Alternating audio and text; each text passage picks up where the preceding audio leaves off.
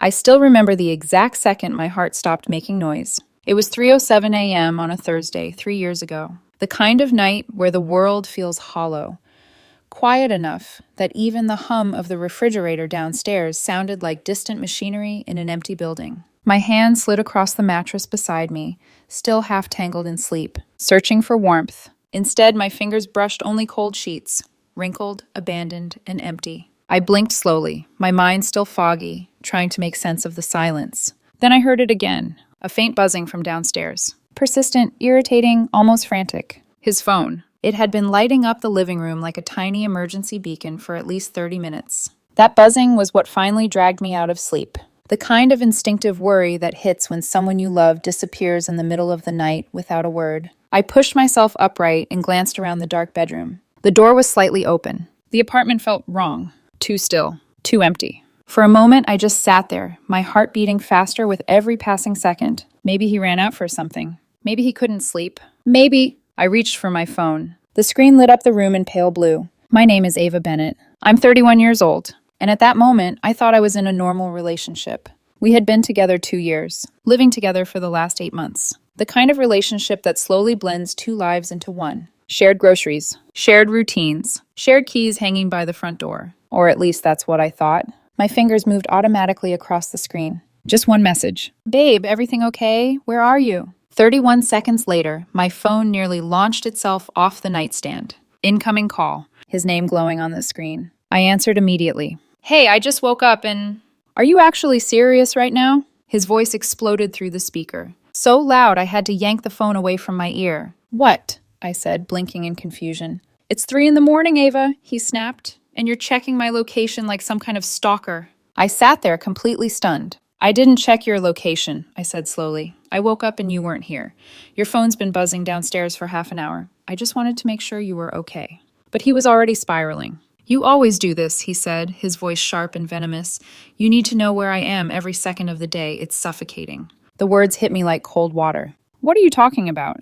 You need constant reassurance, he continued. Constant control. I can't breathe around you. I stared into the darkness of our bedroom, trying to process what I was hearing. I asked one question, I said quietly. That's exactly the problem, he snapped. You never stop. It's like living in a prison. For a moment, I thought I must still be dreaming, because nothing about this made sense. I woke up worried, I said, trying to keep my voice steady. You disappeared in the middle of the night. Anyone would check. You're proving my point right now. He let out an exhausted laugh. I need space, Ava. The words landed heavy. I mean it, he added. Real space. Do you even hear me? Before I could answer, the line went dead. Silence rushed back into the room. I sat there on the edge of the bed, staring at the dim glow of my phone as the screen slowly faded to black. For a long time, I didn't move. 2 years of memories started flashing through my mind like someone flipping through a stack of photographs. The first apartment we toured together. Lazy Sunday mornings eating takeout noodles on the couch. The night we moved in, laughing as we assembled furniture at 2 in the morning. And slowly, another set of memories crept in behind them. Quieter ones. Numbers. Details I had stopped paying attention to. I paid 70% of the rent, 90% of the utilities, almost all the groceries. He'd been between opportunities for more than a year. That was the phrase he always used. Between opportunities. The lease was in my name alone. His credit history barely existed. The couch, the TV, the kitchen table, the bookshelf, the dishes, the gaming PC he used every night, even the bed we were supposed to share. Almost everything in that apartment had been mine before he ever moved in, except his clothes, and the endless mountain of grooming and hair products crowding the bathroom counter. And somehow, I was the suffocating one. I leaned forward, elbows on my knees, staring into the darkness. Something inside my chest shifted. Not pain, not anger, just clarity. At 3 in the morning, something inside me didn't break. It simply turned off. Okay, I whispered to the empty room. Hours passed. I never went back to sleep. The apartment stayed silent until 6:23 a.m. That's when I heard the front door open. Heavy footsteps. A clumsy stumble against the hallway wall. I didn't move. A moment later, he appeared in the bedroom doorway. Shoes dangling from his fingers. Hair a mess. The smell hit the room before he did. Cheap vodka, cigarette smoke, and something else. A stranger's cologne. He didn't even look at me. Just mumbled something under his breath and collapsed onto the mattress beside me. Within seconds, he was curled up under the blankets, snoring, like it had been any other night. His phone vibrated endlessly on the dresser beside the bed. Messages, calls, notifications. Finally, he reached out blindly, slapped the screen silent, and passed out completely. His breathing slowed. Deep, heavy, unconscious. I lay there staring at the ceiling for another 10 minutes. Waiting, listening. When I was sure he was fully asleep, I slowly sat up. The bedroom felt different now, like I was standing inside a place that already belonged to someone else. Quietly, I swung my feet onto the floor. And for the first time since the phone call, I started moving. The first thing I noticed was how easy it was to move when you stop asking for permission. No arguing. No pleading. No trying to make someone understand basic decency. Just motion. Cold, clear, and surgical. I slid out of the bedroom like a shadow, barefoot on the hardwood, careful to avoid the one board near the hall that always creaked. He didn't stir. His snoring stayed steady, almost arrogant, like he truly believed the world would keep waiting for him. Downstairs, his phone sat on the coffee table, the screen still flashing faintly, even after he silenced it upstairs. It kept lighting up the living room in soft pulses, like something was trying to reach him and couldn't. I didn't touch it. Not my problem anymore. I went into the kitchen and filled a glass with water, drank it slowly, and stared out the window at the dead, gray morning. My hands weren't shaking. That surprised me. I'd expected rage, or heartbreak, or that desperate urge to wake him up and demand answers. But the truth was, the argument at 3:07 a.m. had taken something from me. Not love. Not hope. Illusion. The illusion that I had to explain myself to someone who used my concern as a weapon. I checked the time. 7:59 a.m. My manager answered on the second ring. Ava? His voice was thick with sleep. Everything okay? Family emergency, I said, calm enough that it didn't even sound like a lie. I need to cash in every vacation day I have left. Effective immediately. I'll be offline for a bit. He didn't push. He didn't interrogate. Take whatever you need, he said. Just let me know if there's anything I can do.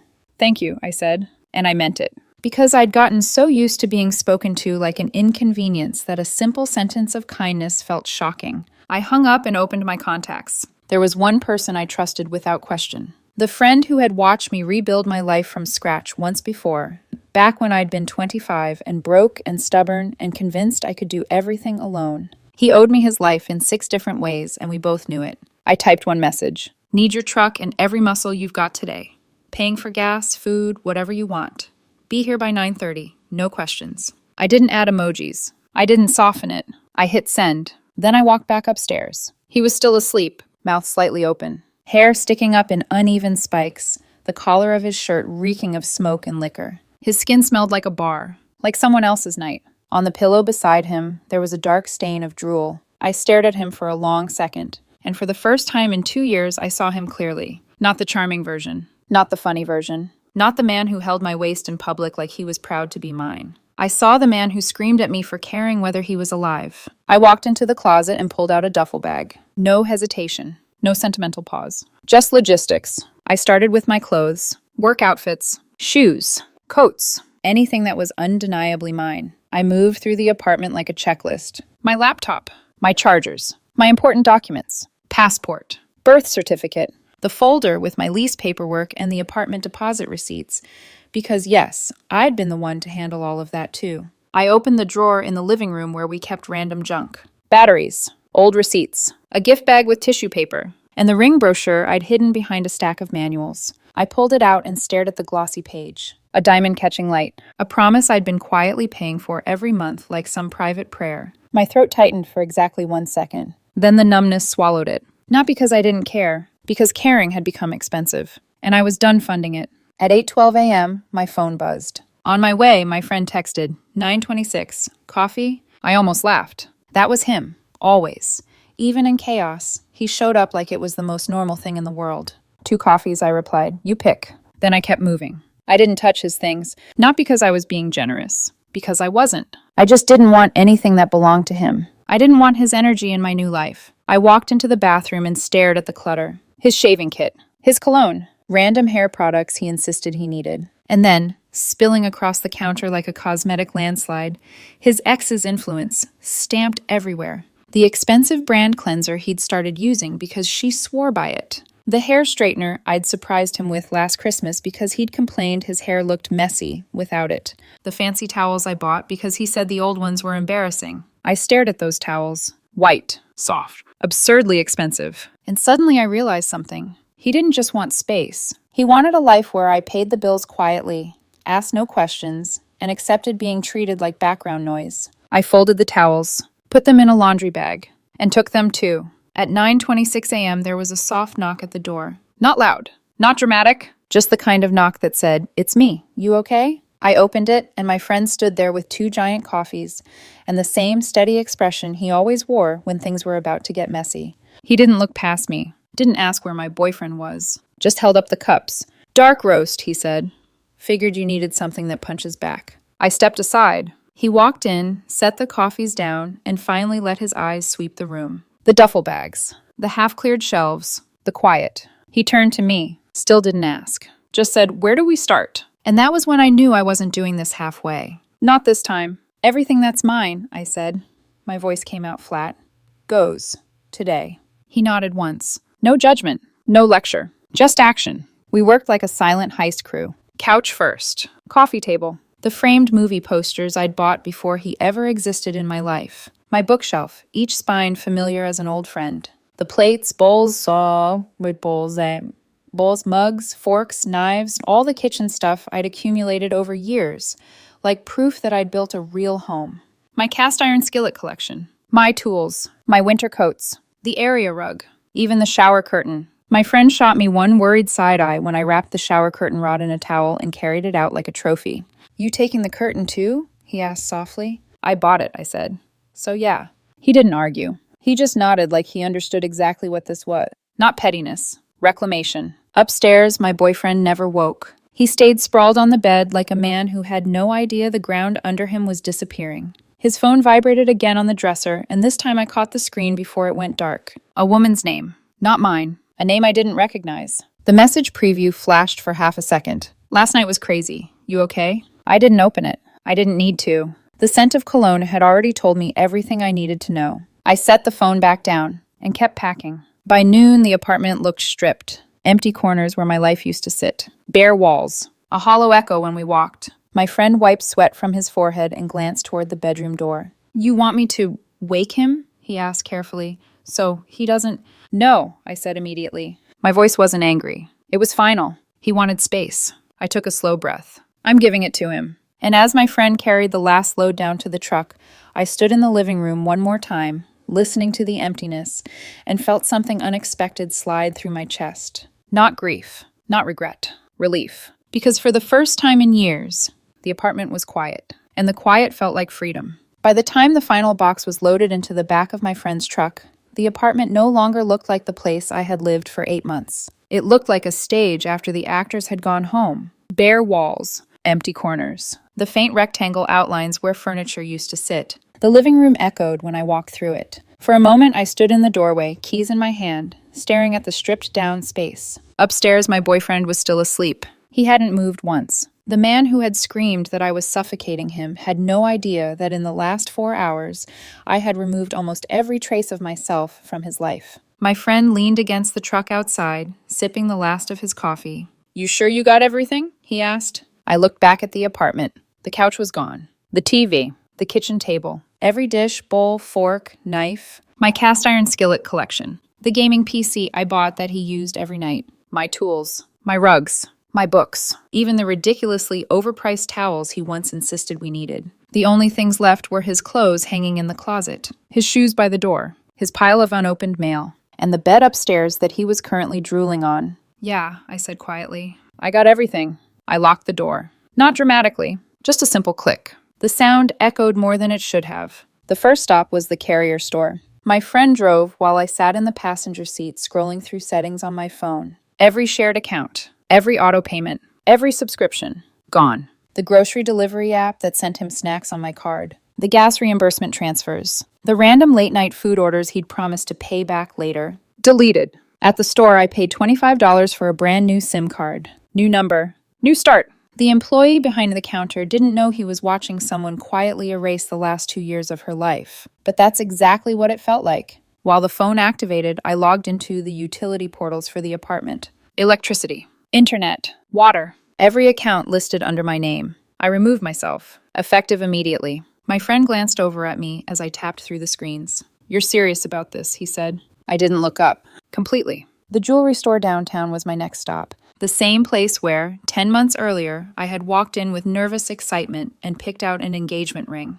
The manager recognized me instantly. His expression shifted the moment he saw my face. "Everything okay with the order?" he asked carefully. I shook my head. "Relationship ended," I said simply. "I need to cancel the ring." He nodded slowly, like he had seen this story before. It took 15 minutes to process. Because the ring had been custom ordered, there was a penalty. I lost $1,400. The manager counted the remaining $3,100 in cash and slid the envelope across the glass counter. "I'm sorry," he said quietly. I tucked the envelope into my bag. Me too. But strangely, I didn't feel sad. Just lighter. From there, we drove to the small storage garage my friend owned on the edge of town. Every piece of furniture went inside. Boxes stacked. Electronics carefully wrapped. My entire life compressed into a concrete room that smelled faintly of motor oil and cardboard. My friend leaned against the wall, arms crossed. "You planning to tell me what happened?" he finally asked. I thought about it. About the 3:07 a.m. phone call. About being called suffocating. About the stranger's cologne. Then I shrugged. He asked for space. My friend studied my face. And I'm giving it to him.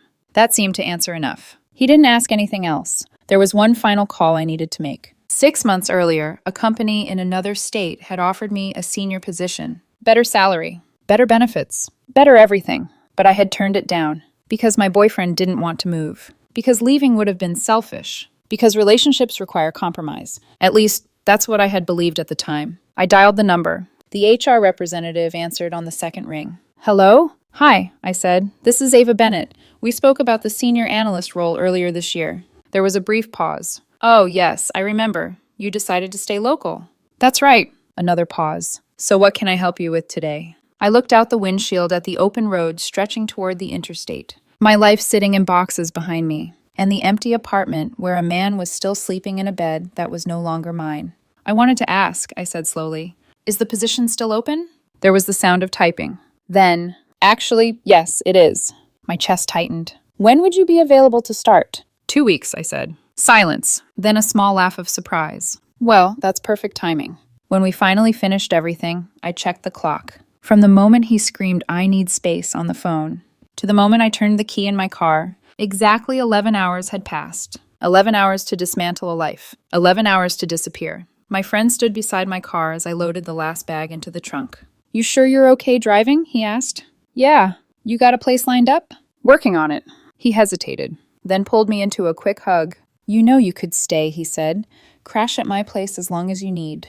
I know, and I did. But something inside me wanted distance. Real distance. Not just emotional. Geographic. I climbed into the driver's seat. The envelope of ring money sat in the glove compartment. My new phone number was already active. My old life was officially unreachable. As the sun began setting, I drove back toward my friend's place. That night, I slept on his couch one last time before the long drive. He kept staring at me like I had grown a second head. "You sure you're okay?" he asked again. I stared at the ceiling, for the first time in a long time.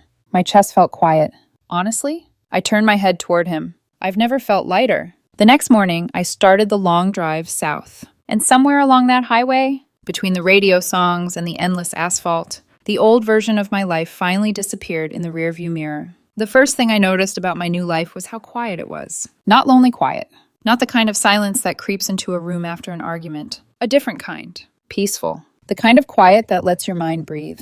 The new city sat about 900 miles south of the place I used to call home. Warmer air. Busier streets. A skyline I didn't recognize and didn't have any painful memories attached to. I signed the lease on a small apartment in my name only. No shared finances. No compromises. Just a one-bedroom with large windows and sunlight that poured across the hardwood floors every morning. The first piece of furniture I bought was a couch. Simple. Comfortable. Entirely mine. For the first few weeks, the apartment looked almost empty. Boxes stacked in corners. My bookshelf leaning against the wall until I found the motivation to assemble it. But the emptiness didn't feel depressing. It felt like space to rebuild. The new job started 2 weeks after I arrived. Senior analyst. 32% higher salary than the job I left behind. Better benefits. A team that actually respected boundaries. The first time my boss told me to log off at 6 and enjoy my evening, I thought he was joking. I had gotten so used to overcompensating in my old life that normal expectations felt strange. Slowly, routines began forming.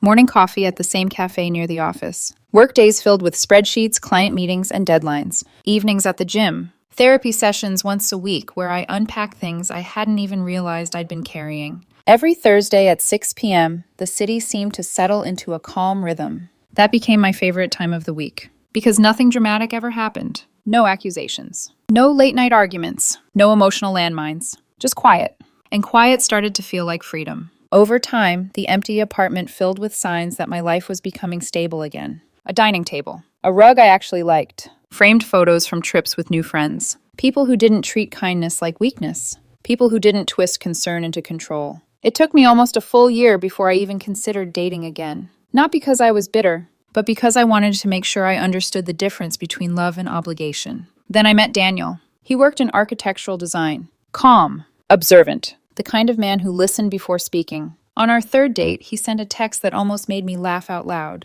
Running about 10 minutes late. Traffic's a mess.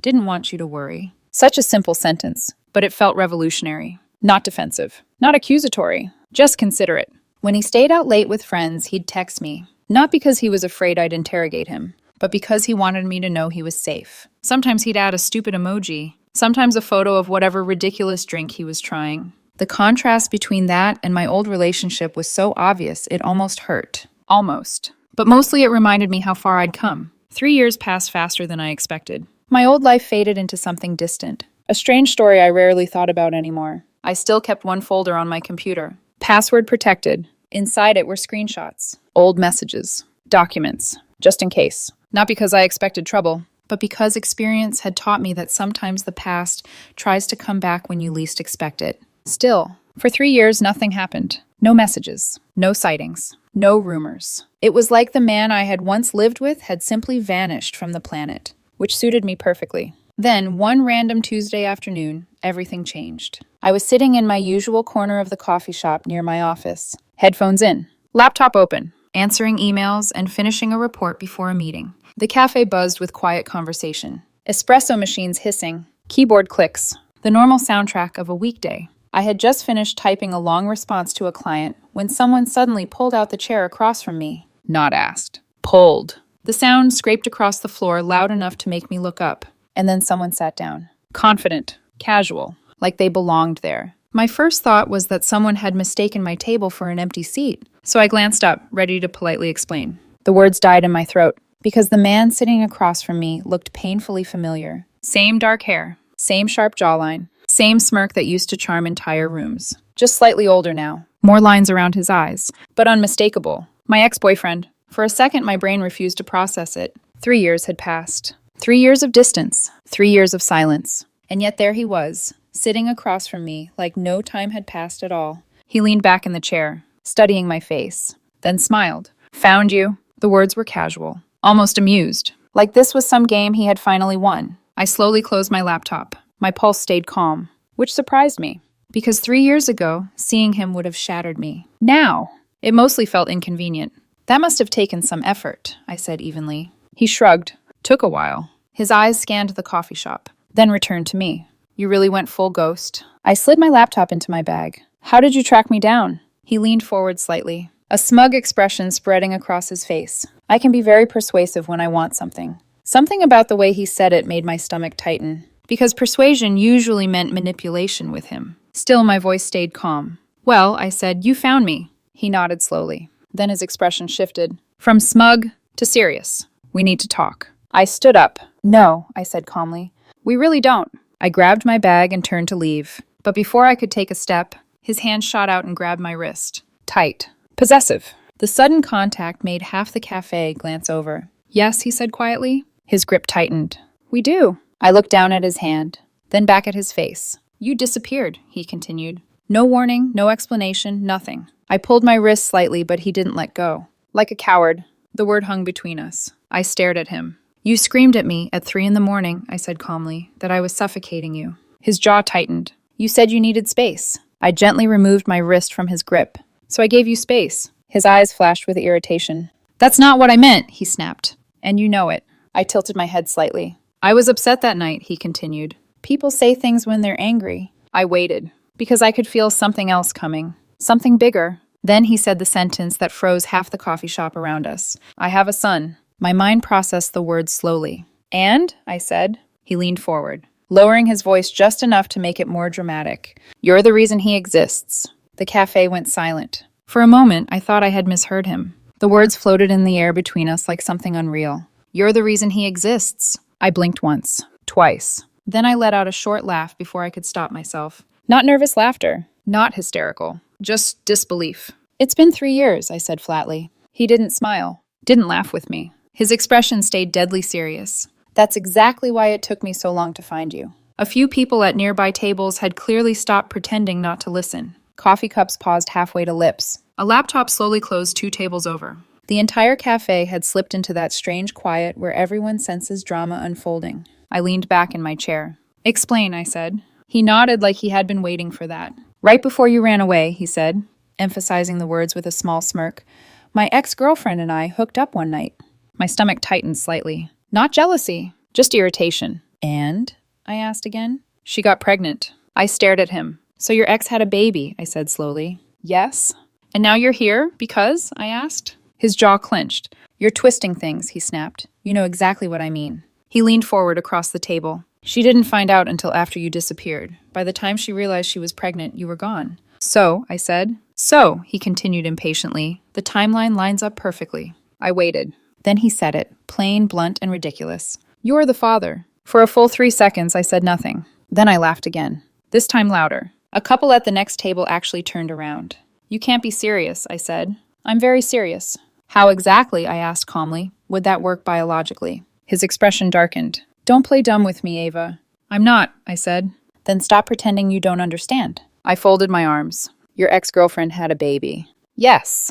And you're claiming that baby is mine. Yes. And you think this makes sense. He shoved his phone across the table toward me. Look. The screen displayed a photo. A small boy, maybe 2 years old. Brown hair, blue eyes, chubby cheeks, and a crooked little grin. Cute, but also completely ordinary. He could have been any toddler in America. His name is Lucas, my ex said. I studied the photo for a moment. The boy was sitting on a playground slide, clutching a plastic dinosaur. Then I slid the phone back toward him. Cute kid, I said, but that proves nothing. His eyes narrowed. There's more. He opened another image. A photo of a birth certificate. The father's name field was blank. I pointed at it. Exactly. He leaned closer. She said the father disappeared. My eyebrow lifted. Convenient. You ran away, he said sharply, so she didn't know how to contact you. Interesting, I replied. He tapped the table impatiently. Look at the timing. The baby was born 8 months after you vanished. That's still not how biology works, I said calmly. You're avoiding the point. No, I said, you're ignoring science. A woman at the next table choked slightly on her latte. My ex leaned back, frustration clearly building. You're unbelievable, he muttered. Thank you. His hand raked through his hair. I didn't even find out about the kid until months later, he said. She didn't tell me right away. So your ex kept the pregnancy secret? Yes. And somehow that's my responsibility. His voice rose. You abandoned everything. The word echoed across the cafe. A barista looked over nervously. You left without a word, he continued. No explanation. Nothing. I held his gaze calmly. You screamed at me at 3 in the morning and said you needed space. That's not the same thing. You called me suffocating. You took it too far. I took you seriously. The silence between us stretched. Then he said the part he had clearly been saving. She wants child support. There it was. The real reason. Not closure. Not reconciliation. Money. How much? I asked. He hesitated, then said it quickly. 3 years of back child support, plus interest. I nodded slowly. That sounds expensive. You owe it. Do I? His eyes flashed. You're the father. I tilted my head slightly. Then proving that should be easy. He frowned. What do you mean? DNA test. The words came out calm and precise. A real one. He stiffened slightly. We already did one. Where? A clinic near her apartment. A real lab? Yes. Accredited? He didn't answer immediately. That was enough. I leaned forward. No strip mall DNA place, I said. No shady lab with a website from 1998. His mouth tightened. Pick a legitimate facility. Full chain of custody testing. Court admissible. If the results say the child is mine, I continued calmly, I'll talk to a lawyer about whatever legal obligations exist. He studied my face, probably searching for fear or guilt, but there was neither. Finally, he nodded. Fine. I opened my phone and searched quickly. 3 certified labs appeared within driving distance. I turned the screen toward him. Pick one. He hesitated, then pointed at the second option. That one. Saturday, I said. Saturday, he agreed. For a moment, neither of us moved. Then he leaned back and folded his arms. You know, he said quietly, if the test comes back positive, things are going to change. I slipped my laptop back into my bag. Maybe. You'll owe us a lot. I stood up. Then we'll deal with it legally. He watched me gather my things. You're still trying to control everything, he said bitterly. I paused, looked down at him. No, I said calmly. I'm just making sure the truth does. Then I walked out of the cafe without looking back. But as I stepped onto the sidewalk, a strange feeling settled into my chest. Because something about that conversation didn't add up.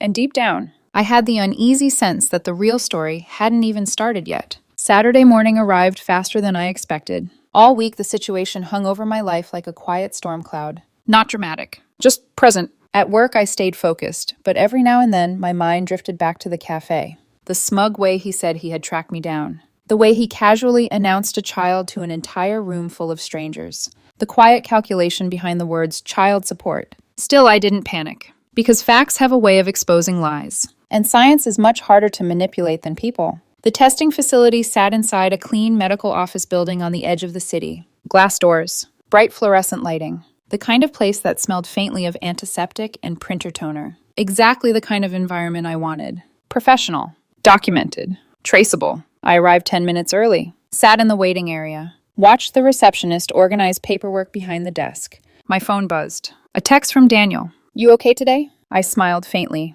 Yeah, I replied. Just dealing with something from the past. A second later, another message appeared. Want me there? I thought about it, then shook my head. No, I've got this. Text me when it's done, he replied. The simplicity of that exchange steadied me more than he probably realized. At 10:10 a.m., the glass doors slid open again. My ex-boyfriend walked in. He was 10 minutes late. Of course he was. Behind him came 3 other people. An older woman with sharp eyes and a tight mouth. His mother. A tall guy I had never seen before, wearing headphones and scrolling on his phone like he was waiting for a bus. And finally, the child. The little boy from the photo. He looked smaller in person. Brown hair falling across his forehead. Tiny sneakers that squeaked faintly on the tile floor. He clutched a worn, stuffed dinosaur in one hand. His eyes scanned the room nervously. When they landed on me, he pointed. Who's that? No one answered him. My ex avoided my gaze as he signed paperwork at the reception desk. His mother, however, stared at me like I had personally ruined her life. The receptionist looked slightly confused. Only the individuals involved in testing are required in the room, she said politely. That would be the child and the alleged parent. That's her, my ex said quickly, pointing at me. I stood, walked toward the desk, signed my name calmly. The technician arrived a moment later. A middle-aged woman with calm eyes and the patient tone of someone who had done this thousands of times. All right, she said gently. We'll start with identity verification. She checked our IDs, photographed them, logged the documentation into her system. Every step recorded. Every sample sealed. Exactly the way a chain of custody DNA test is supposed to work. My ex watched impatiently. How long will the results take? He asked. 3 to 5 business days, the technician replied. He scoffed. That long? She smiled politely. Accuracy takes time. The child started getting restless while we waited. He tugged on my ex's sleeve. Mommy said we'd go to the park. Not now, my ex muttered. The boy frowned, then pointed at me again. Who's that lady? My ex didn't answer. The boy turned to his grandmother. Grandma? She leaned down. That's nobody you need to worry about. The words stung more than they should have, but I stayed silent. Because the kid wasn't the problem here. Adults were. The technician finally called us into the testing room. It was small. 2 chairs, a desk, several sealed testing kits. The little boy climbed onto a chair, swinging his legs nervously. When the technician opened the sterile swab packet, he stiffened. What's that? It's just a cotton swab, she said kindly. We're going to rub it inside your cheek. It won't hurt. He looked skeptical. My ex sighed impatiently. Just do it. The boy shrank back slightly. I don't want to. Stop being difficult, my ex snapped. The technician shot him a quick look. Oh, that's not helpful, she said calmly. Even I, someone with absolutely zero experience with children, knew that wasn't how you comfort a scared 2-year-old. The technician knelt beside the boy. Hey, she said softly. See this? She swabbed the inside of her own cheek first. Just like brushing your teeth. The boy hesitated, then nodded slowly. It took a few minutes, but eventually the swab was done. Next came mine. Then documentation. Sealing the samples. Signing the forms. Witness signatures. Everything recorded. There would be no way to tamper with this test, which made my ex noticeably uneasy. Outside in the parking lot, the tension finally exploded. His mother grabbed his arm. This is ridiculous, she hissed. We already know the truth. He ignored her and walked straight toward me. When this comes back positive, he said quietly, you're paying 3 years of child support. Plus interest. Plus penalties. I leaned against my car. If the child is mine, I said calmly, lawyers will calculate whatever I legally owe. Not you. His eyes narrowed. You're still trying to control everything. No, I replied. I'm just refusing to be manipulated. His jaw tightened. This is exactly why I needed to get away from you. I opened my car door. Then you should be happy, I said, because you got exactly what you asked for. I got into the driver's seat, started the engine, and drove away without another word. The next few days passed slowly, too slowly. Work meetings blurred together. Emails piled up. Every time my phone buzzed, my stomach tightened slightly. But the call never came. Until Wednesday at 2:47 p.m. I was sitting in a conference room during a client meeting when my email notification popped up. Sender, Genetic Testing Laboratory. My pulse spiked instantly. I excused myself, walked quickly to the nearest bathroom, locked myself inside a stall, and opened the email. The document loaded slowly. My hands trembled slightly as I scrolled. Then my eyes landed on the final line. Probability of paternity, 0.0000%. For a moment, I just stared at the screen. Not surprised. Just validated. I sent the result to my ex. No message. No commentary. Just the proof. Then I slipped the phone back into my pocket and walked out of the bathroom. The storm was over. Or at least, that's what I thought. My phone started vibrating before I even made it back to my desk. Not ringing. Vibrating. Over and over again. Unknown number. Unknown number. Another unknown number. I stared at the screen for a moment while it buzzed across the desk like an angry insect. The result had been sent less than 3 minutes ago, which meant he had already opened it, and he was already panicking. The call stopped, then immediately started again. Another number. I let it ring. It stopped. Then a text message appeared. You think this is funny? Another. You paid them off. Another. Answer your phone. I sighed quietly and leaned back in my chair. For 3 years, I had lived in a peaceful, carefully built life, and within 10 minutes of receiving a lab report, chaos had come rushing back like it had been waiting outside the door the entire time. The phone buzzed again. This time I answered. Not because I owed him anything, but because sometimes it's easier to shut something down quickly. The moment I lifted the phone to my ear, his voice exploded through the speaker. You switched the samples. I didn't even respond at first. You paid the lab, he continued. There's no way those results are real. I swiveled slowly in my chair, staring out the window of the office building. Cars passing below. People walking down the sidewalk. Normal life, continuing completely unaware of the meltdown happening in my phone. It's a certified laboratory, I said calmly. Chain of custody testing. Multiple witnesses. Sealed samples. Signed documentation. That's impossible, he snapped. The kid looks exactly like you. I almost laughed. Brown hair and blue eyes describes half the population, I replied. You're lying, he said. No, I said quietly. The lab results aren't. Silence filled the line for a moment. Then his voice came back, lower and angrier. You ruined everything. I blinked slowly. That's interesting, I said. You accused me of being the parent of a child that isn't mine. You demanded 3 years of money. You tried to push me into a sketchy DNA clinic. And somehow I'm the one who ruined things? His breathing grew heavier. You owe me, he said. The words were almost a growl. I frowned slightly. For what? For everything I went through, he shouted. For raising that kid alone while you ran away and built your perfect new life. Something inside me went very still. Listen carefully, I said quietly. That child is not mine. You know it. The lab proved it. And I owe you absolutely nothing. You abandoned me, he yelled. No, I replied. You told me to leave. The silence that followed was sharp enough to cut glass. Then the call ended. I blocked the number. 30 seconds later, another call came in. Blocked. Then another. Blocked. A text message appeared from yet another unfamiliar number. You think this is over? Blocked. Another message. You're going to regret this. Blocked. Within 20 minutes, I had blocked 8 different numbers. Some were clearly his. Some were probably his friends. One was almost certainly his mother. The messages grew increasingly unhinged. Accusations. Threats. Insults. By the time the 10th number appeared, I simply turned off my phone. Peace returned instantly. After work, I drove straight to the carrier store again. The same employee from earlier in the week recognized me. Back already? He said with a small laugh. Yeah, I replied. I need another SIM card. He raised an eyebrow. Everything okay? I considered explaining, then decided against it. Just simplifying my life, I said. $35 later, I walked out with my 3rd phone number in 3 years. By the time I finished transferring contacts, the entire mess felt distant again, like a storm that had passed, or so I thought. For exactly 14 days, Life went back to normal. Work, gym, dinner with Daniel. Quiet evenings at home. No calls, no messages, no drama. I almost convinced myself the situation had burned itself out. Until the morning, a man in a gray suit walked into my office. It was 10:30 a.m. The open plan workspace was buzzing with normal weekday noise. Keyboards clicking, phones ringing, people chatting about deadlines. The man walked straight to my desk.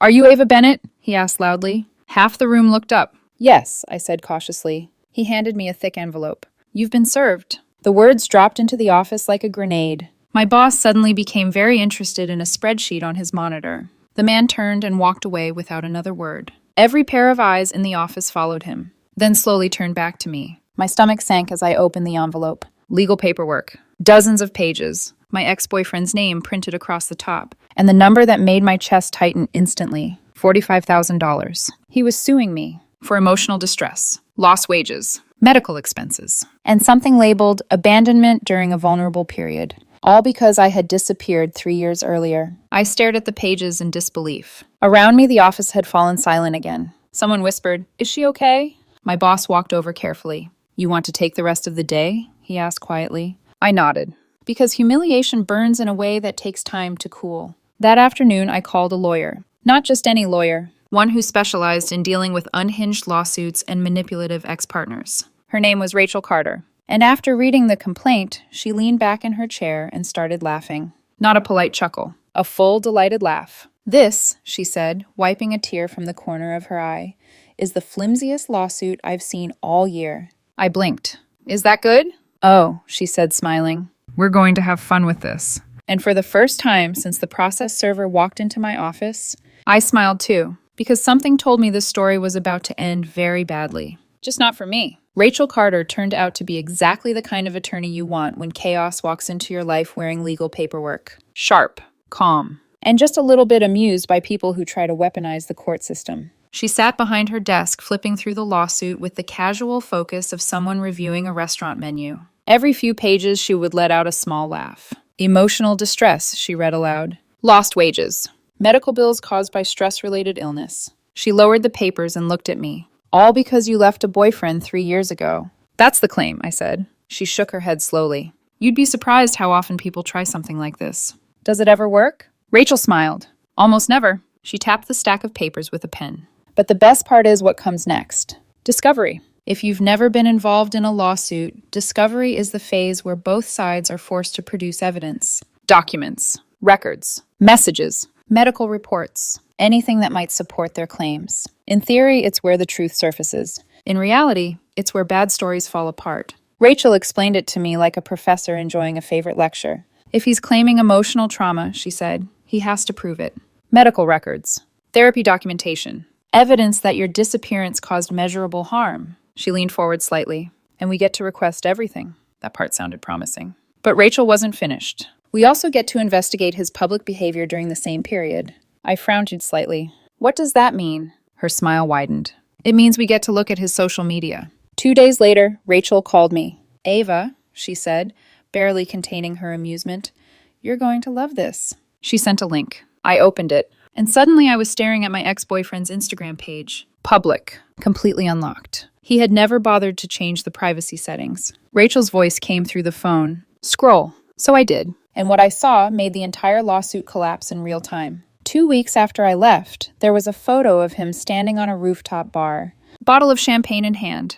Caption, "Finally free." Another post from a music festival. Him laughing with friends. Caption, "Living my best life." Another, a beach trip. Another, club photos. Road trips. More parties. More smiling faces. More captions about freedom. About enjoying single life. About how great things were going. Post after post. Month after month. Rachel spoke again. "Does that look like someone emotionally devastated by abandonment?" I stared at the screen. "No, exactly." She laughed softly. He documented his entire defense collapse himself. When court day finally arrived, the atmosphere felt strangely calm. Rachel met me outside the courthouse that morning. She carried a slim briefcase and the relaxed confidence of someone who already knew the outcome. "You nervous?" she asked. "A little. That's normal." Inside the courtroom, my ex-boyfriend was already seated at the plaintiff's table. He looked different than the last time I saw him. Not older, just tense. Beside him sat his lawyer. A man with an expensive suit and the tired expression of someone who had probably been handed a terrible case. Behind them, in the gallery, his mother sat glaring at me with the same burning hatred as before. Rachel leaned toward me. "Remember," she whispered, "you don't need to say much today." "Why?" She smiled slightly. "Because the facts are already louder than anything else." The hearing began with my ex-boyfriend's attorney presenting the claim. The narrative was dramatic, emotionally charged. According to him, I had been a controlling partner who suddenly vanished without warning, leaving behind a man struggling financially and emotionally. He described stress, anxiety, financial hardship. The judge listened quietly, expression neutral. Then he asked the first question. Did the plaintiff attempt to locate the defendant through legal means? The lawyer hesitated. "Well, Your Honor, she blocked him on social media." "That was not my question," the judge interrupted calmly. "Did your client file a missing person report?" "No."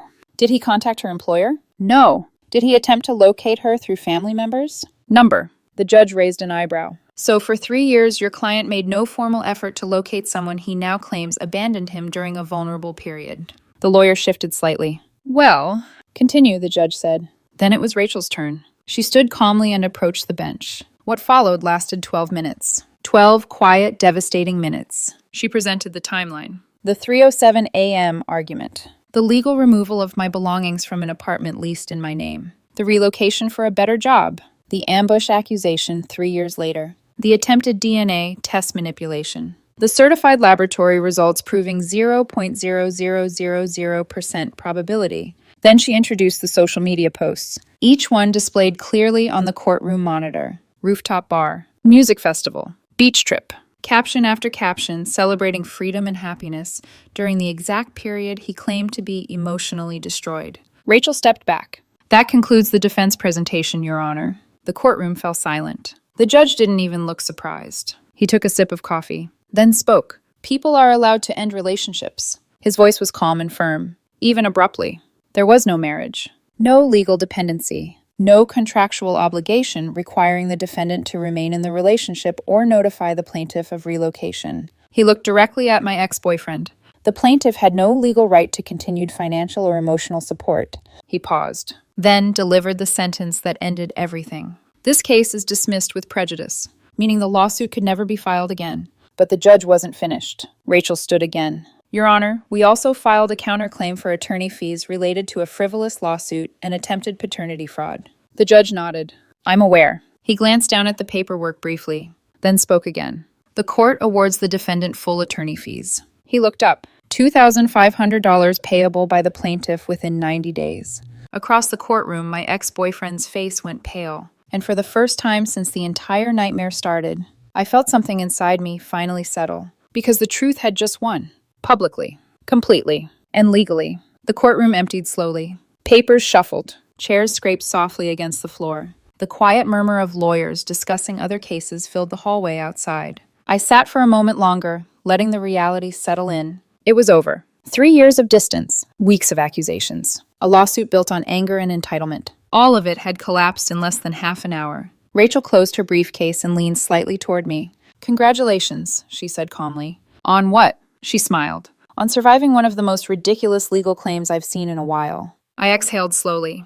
"Does it happen often?" "Not usually this badly." She stood and gestured toward the exit. "Come on, let's get some air before anyone says something they regret." Outside the courthouse, the afternoon sun felt brighter than it had any right to be. Fresh air, city noise, people walking past who had no idea a tiny legal war had just ended upstairs. Rachel and I had barely stepped onto the courthouse steps when I heard shouting behind us. "You ruined his life!" I didn't need to turn around to know who it was. My ex-boyfriend's mother. Her voice carried across the plaza like a siren. I turned slowly. She was marching toward us with furious determination, dragging her son along behind her like he was luggage she refused to abandon. "You destroyed everything," she continued. Her finger pointed directly at me. "The child's mother had to move back home because of you." Rachel stepped slightly closer to me. "Let me handle—" "It's fine," I said quietly. I looked directly at the woman. Her eyes burned with the same anger I remembered from the testing facility. "You abandoned him," she continued, "when he needed you the most." The irony almost made me laugh, but instead I spoke calmly. "Your son screamed at me for caring where he was at 3 a.m. She froze for a moment, clearly not expecting that response. "You lied about a child," I continued. "Tried to trap me with a fake DNA test." And when that failed, you sued me." Her face twisted with rage. "That child needed support." "That child isn't mine," I said simply. Behind her, my ex-boyfriend looked like he wanted to disappear into the pavement. "You ruined his life," she shouted again. I held her gaze. "No." I shook my head slowly. "He ruined his own life." The plaza had grown noticeably quiet. Several people nearby had stopped walking, watching. Rachel gently grabbed my arm. "That's enough," she whispered.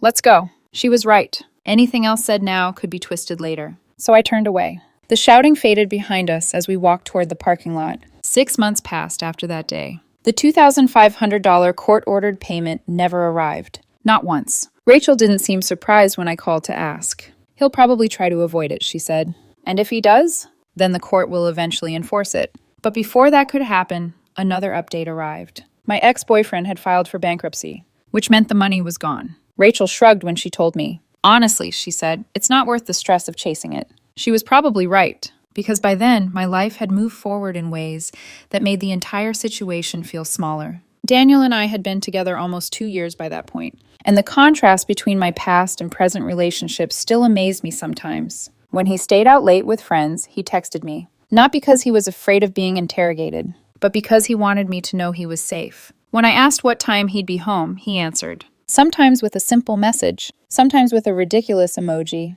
but never with accusations, never with anger, just communication. Turns out that's not too much to ask from someone who actually respects you. Occasionally, I still opened the folder on my computer, the one labeled just in case. Inside were the records, the certified DNA report, screenshots, court documents, every text message, every piece of evidence saved and organized. Not because I expected trouble, but because I had learned something important from that entire experience. The past doesn't always stay buried. Sometimes it comes back, loud, chaotic, demanding attention. And when it does, the best defense is truth. Documented, clear, impossible to twist. The last thing I heard about my ex-boyfriend came from a mutual acquaintance, someone who didn't know the full story. He told me he had moved back to our old hometown. Apparently he was now engaged to someone new, still telling anyone who would listen that I had abandoned him during the hardest moment of his life. I didn't bother correcting him, because some people need their version of the story to survive, even if it's fiction. One night, not long ago, I sat alone in my apartment cooking dinner, a perfectly seared steak, medium rare, exactly the way I like it. The windows were open. The city lights glowed outside, and the quiet felt comfortable again. Not lonely, not empty, peaceful. 3 years earlier, someone had demanded space. So I gave him space. 3 years, 900 miles, 2 phone numbers, an entirely new life. Sometimes the most powerful thing you can do is exactly what someone asks for, just more completely than they expected. Because some wishes really do come true. You just have to be careful what you ask for. You might get all of it,